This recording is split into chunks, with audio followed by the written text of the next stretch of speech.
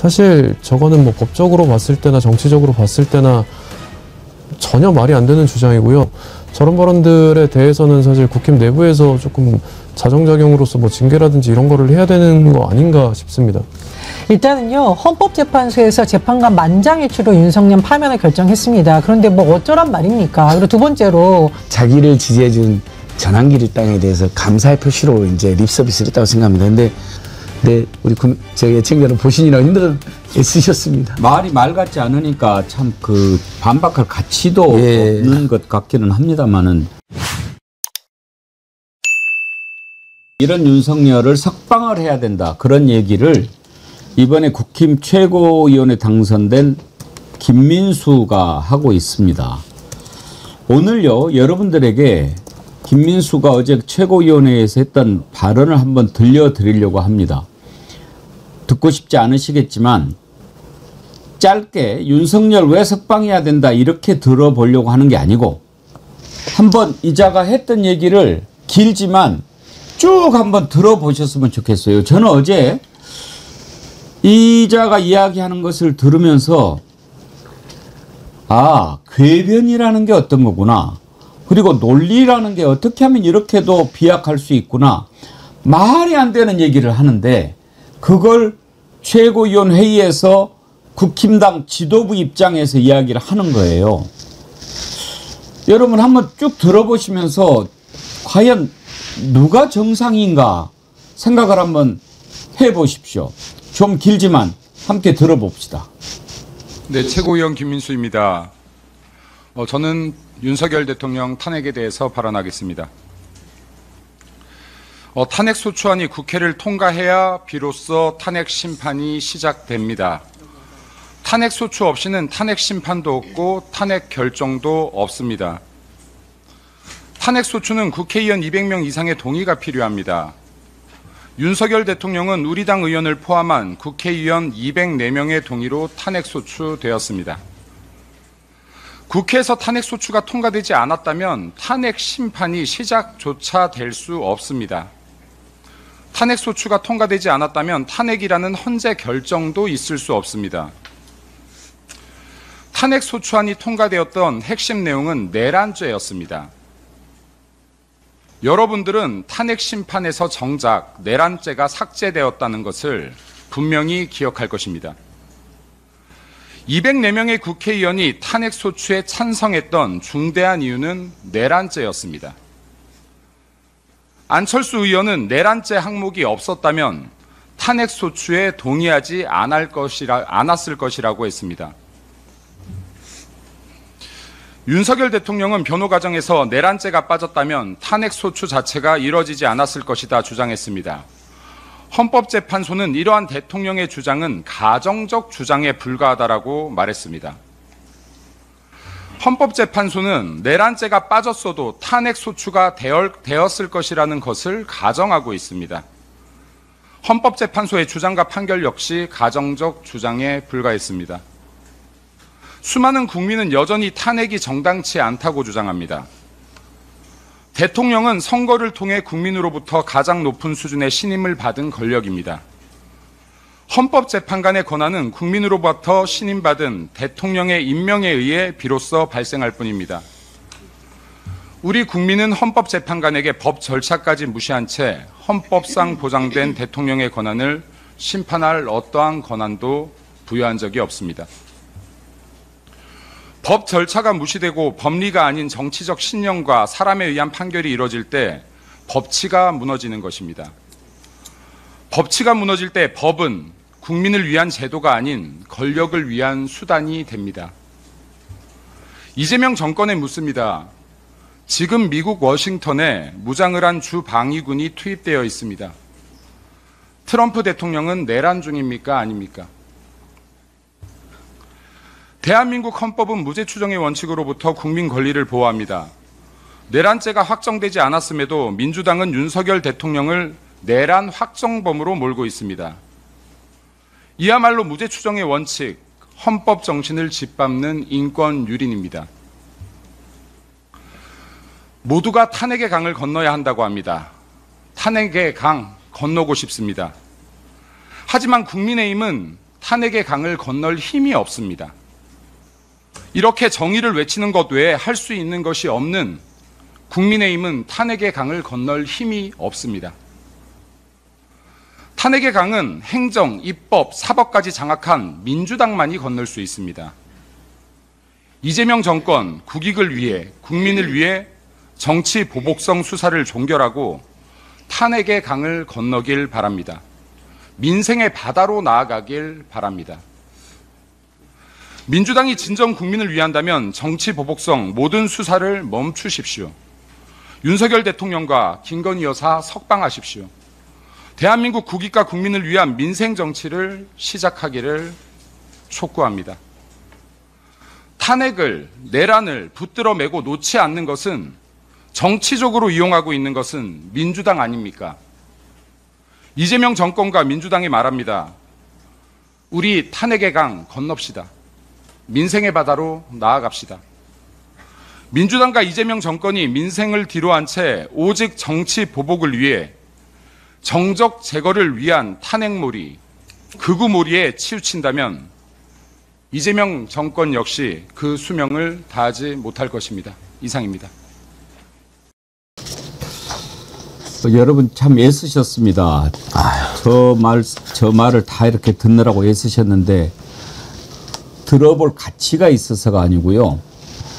말을 저렇게도 할 수 있구나 한번 들어보라는 겁니다. 왜? 일단 저자가 어찌됐든 국힘당의 지금 최고위원 아닙니까? 저런 논리를 하는데 일단 자기 딴에는 앞에서부터 쭉 무슨 논리를 가지고 풀어나가요. 문건열 변호사님. 네. 어떻게 들으셨어요? 너무 말도 안 되는 이야기라서 사실 뭐 그럴듯하게 갖다 붙여 놓긴 했습니다만 논리적으로 보이기 위해서 일단은 본질적으로 좀 말이 안 되는 부분은 일단 12월 3일에 그 내란과 관련된 그 현장들을 국민들이 다 직접 보았지 않습니까? 보았고 수많은 증거들이 있음에도 불구하고 절차적으로 봤을 때 뭐 죄명이 들어갔니 빠졌니 이런 부분은 그 입증 정도의 차이, 뭐 순서의 차이 정도로 해석을 할 수가 있거든요.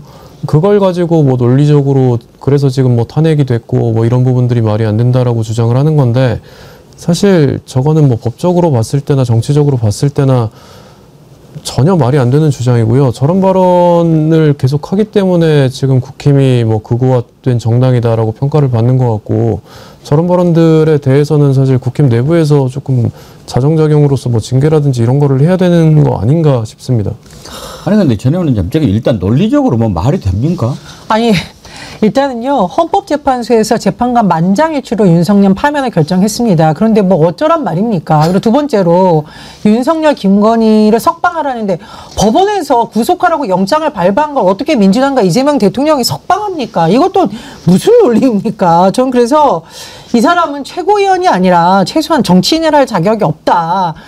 진짜 국민의힘에서 이 사람은 빨리 중징계하고 당원 자격 박탈하지 않으면 국민의힘의 망신이에요. 제가 보니까 김재원 최고위원이 옆에서 씁쓸한 표정을 짓고 있는데 저걸 지금 말이라고 떠드나 창피하다 이렇게 생각가 아닐까 싶고 또 하나 말씀드리고 싶습니다.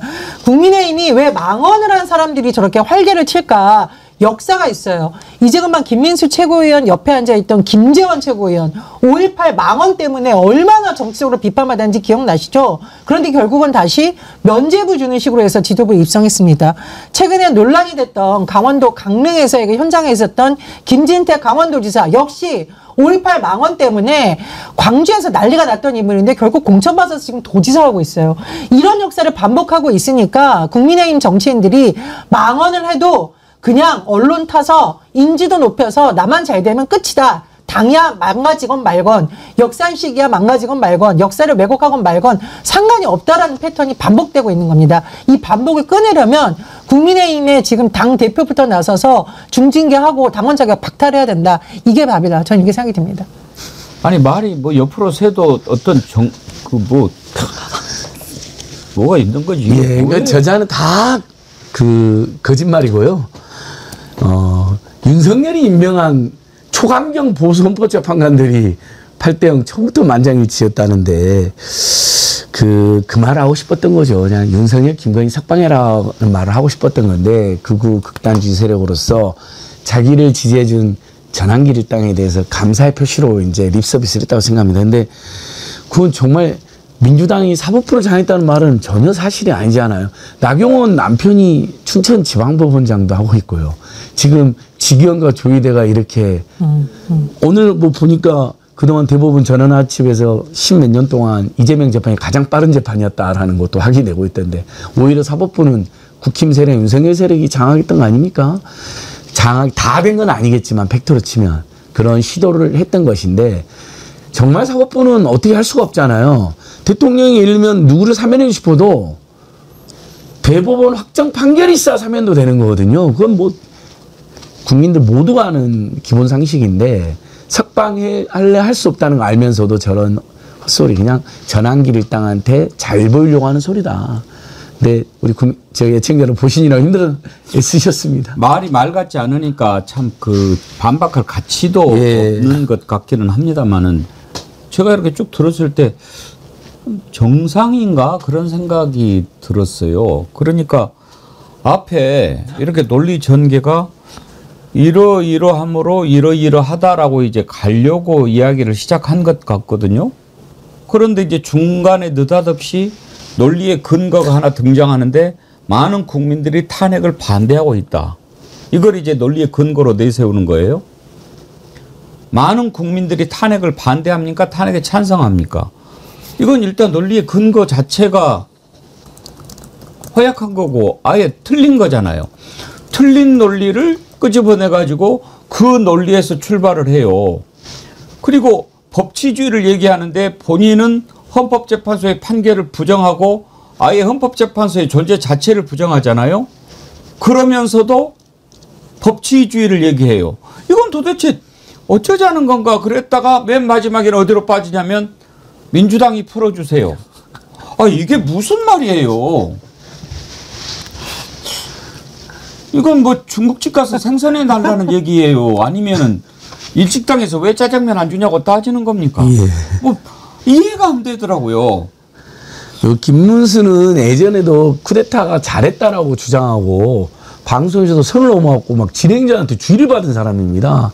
최고위원 된 것 자체가 국민의힘 당이 완전 극단주의 정당으로 전락되고 전환길당이라는 상징이죠. 냅둬버렸으면 좋겠습니다. 저렇게 해서 국민들로부터 더더욱 외면받고 위헌정당으로 심판하는 어떤 자살골로 가는 길을 지금 본인이 앞장서서 하고 있네요. 네, 저 이제 장동혁 대표도 이런 사태에 대해서 최근에 뭐 기자들이 물었더니 여러 가지 의견이 있을 수 있다라는 식으로 그냥 넘어갔다라고 하는데 망언이 어떻게 여러 가지 다양한 의견이라고 우리가 포장을 할 수 있겠습니까? 지금 헌법재판소의 어떤 판단까지도 부정하고 있는 거고 지금 내란 수계를 옹호하는 듯한 발언을 하고 있는 사람이 지도부에서 발언을 하도록 놔둔다는 것 자체가 국민의힘의 지금 지도부가 정상은 아니다. 진짜 제가 보기에 국민의힘 당원들이 요즘 저런 사람들이 우리 지도부를 하고 오히려 좀 부끄러워하지 않을까 이렇게 생각이 들고요. 또 하나 민생을 얘기를 하는데 예, 민생 중요합니다. 정기국회에서 민생 법안 잘 처리할 수 있도록 국민의힘이 주도하면 되는 거지 저렇게 엉뚱한 소리를 하면 안 되고요. 민생 무너뜨리는 건 누굽니까? 불법 계엄 이후에 윤석열의 행태로 인해서 우리나라 주식시장이 얼마나 타격을 입었는지 다 보시지 않았습니까? 정말 이 팩트로 조목조목 정말 깨고 싶다 이런 생각이 드네요. 근데 한 가지 말씀드리면 앵커님 한덕수가 왜 난각병 걸렸다 이런 말 들었었잖아요. 예. 뭐만 나면 내가 나서야 되나? 이 김민수 최근 혹시 관심병 걸리셨습니까? 계속 이런 발언하고 언론에서 비판하니까 무조건 내 이름엔 나오면 좋다라고 하고 있는 건지 모르겠는데 이러다 진짜 국민이 망합니다. 아 진짜 아무리 들어봐도 이해가 안 되는데 여러분들한테 혹시 들어보면 이해가 될까 싶었는데 여러분도 저하고 크게 다르지 않은 것 같습니다. 보수형님 TV님 논평도 어려워. 이영부님 계엄 선포 요건이 반헌법이야 병신아. 한마디로 정리를 해야지. 여러분들이 훨씬 낫습니다. 장둔이 진가님 시끄러 임마. 예, 딱 그거네요.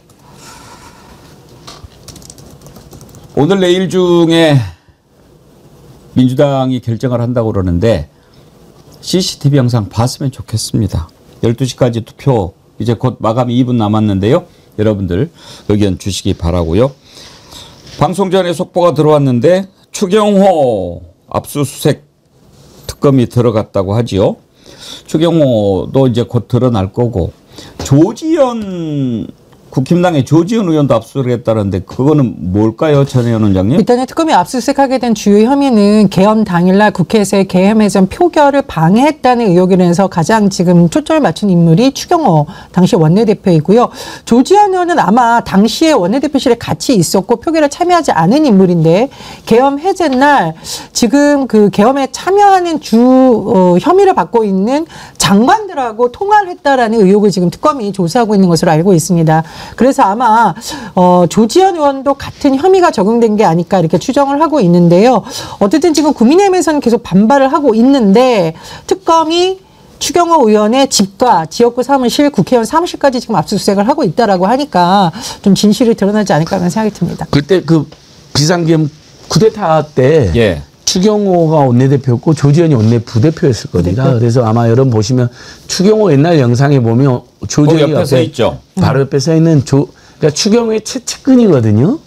그리고 원내부대표라는 실제 공식 직책도 있었고 그러면 사실은 의원이 어쨌든 108명이니까 추경호 혼자서 다 표기를 못하게 장악을 할 수가 없잖아요. 연락도 해야 되면 나눠서 해야 될 거고 뭐 문자는 발송했다 하더라도 포스트들한테 연락해야 되잖아요. 그럼 나눠서 연락해서 가능성이 높은 거고 윤석열이는 추경호한테 연락한다면 못 믿으니까 중진인 나경원한테 연락해서 너 네가 들어가고 있는 것 같은데 빨리 나와라 해서 저희들이 다시 한 번 말하면 11월 3일 그날 밤에 나경원과 박준태 등이 국회 안으로 안 들어가고 갑자기 턴을 해서 국민을 도망가는 걸 저희들이 진짜 봤거든요. 그게 윤석열 전화 직후입니다. 지금 제가 추억을 돌려보면. 그러니까 추경호 조지현 세트로 세트로 지금 아마 수사를 하는 작업을 거군요. 했을 것이다. 둘이 그리고 이제 나눠서. 조지현이 김용현 국방부 장관과 통화를 했다라고 지금 예. 특검에서 밝혔고요. 뭐 추경호 같은 경우에도 여러 인물들과 통화를 했으니까 아마 세트로 움직인 게 아닐까 특검이 이렇게 의심하고 그렇죠. 있는 이제 것으로 보입니다.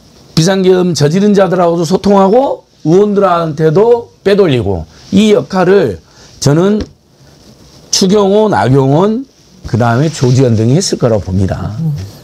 일단은 추경호가 사실 그때 당시에 뭔가 굉장히 좀 동기가 있었던 게 명태균 게이트가 작년에 크게 문제됐을 때 사실 이걸로 인해서 또 추경호도 주목을 한동안 받았었거든요. 당시에 무슨 일이 있었냐면 이제 18년 달성군 달성군에서 국회의원을 하고 있었는데 추경호 당시 원내대표가 달성군수 예비 후보자로부터 뭔가 20억 가량을 수수를 했다. 그리고 그 과정에 뭐 홍준표 당시 의원도 뭐 연루되어 있다라는 뭐 그런 부분들과 관련해서 지금 이게 계엄이 만약에 성공하지 못하고 명태균 게이트가 터져가지고 뭔가 사실관계가 다 까발려졌을 때 본인들도 피해를 볼 수 있겠구나라는 뭔가 동기가 좀 작용하지 않았을까 싶습니다.